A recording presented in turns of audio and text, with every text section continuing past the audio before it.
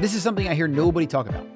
The reason you should buy gold and silver, and to an extent Bitcoin, is as a forced savings.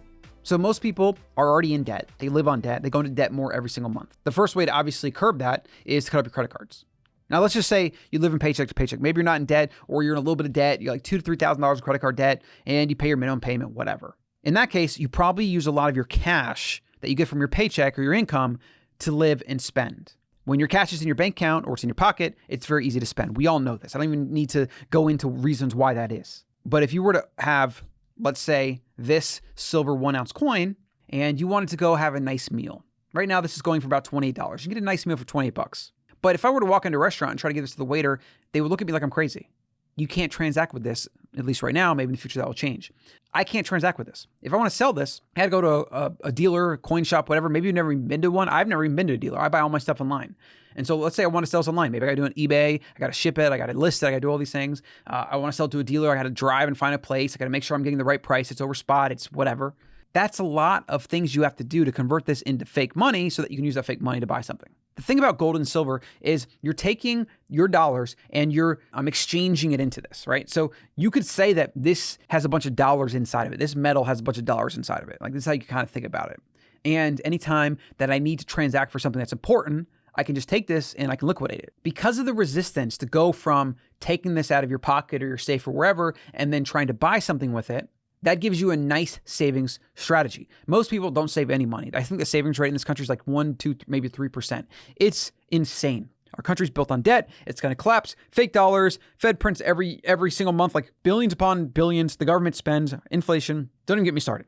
You can find more videos if you want to learn more about that. More shows. I cover that. Hop on the AM5 newsletter to get all that information about how to escape fragility and be a safe, sovereign, secure individual. Buying silver, which is way underpriced than gold. So silver's probably the best use case for this, but also gold. You know, if you save up $2,000 and you got it cash sitting under your bed somewhere, maybe you're even remotely afraid of inflation or what could happen or whatever. Maybe you're not at all, but you just don't want to spend it. Take that $2,000, buy an ounce of gold. And yeah, the price of what the market will pay for that will fluctuate. Sometimes it'll be up, sometimes it'll be low, whatever.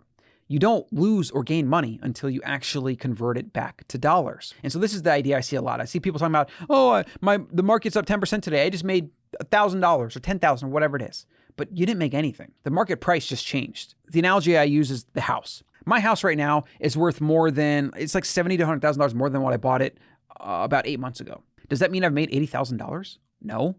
I'm living in my house. I wake up every single day. Nothing changes. In fact, what has gone up are my taxes. I will pay more this year. So it's actually a net liability, but I won't get into that today. If your gold fluctuates in value up or down, you're not winning, gaining, losing money. It's only when you go to sell it, when you convert it back to fiat dollars, where you might realize a gain or loss, right? You might realize, and what do most people do? When the market starts going down, they panic, they sell at low, and then they buy when the market is up because everybody's like, oh, buy gold or buy silver or buy whatever. That's what you don't want to do. Aside from that, this is a cool strategy of why you want to buy gold and silver, and even something like Bitcoin is it can be a way to make sure you don't spend it, right? You want to put some barrier between you and your wealth. Put those dollars in this silver coin. Just put it somewhere. Don't worry about it. Don't think about it.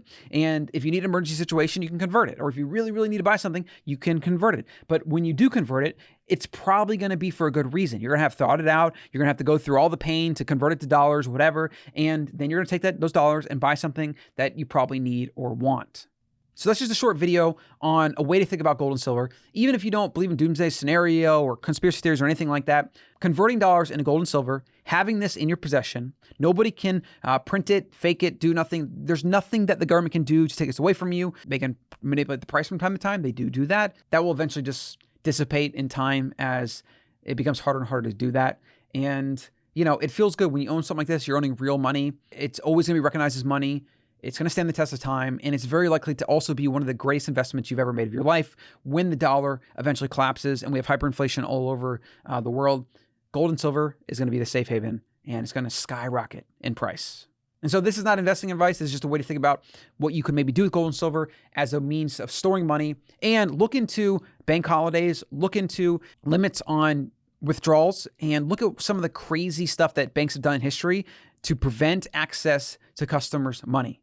Then look at what happened in Cyprus when anything over $100,000 that wasn't insured was stolen by the banks. They took it. They took it to pay off their debts and to prevent a sovereign debt crisis.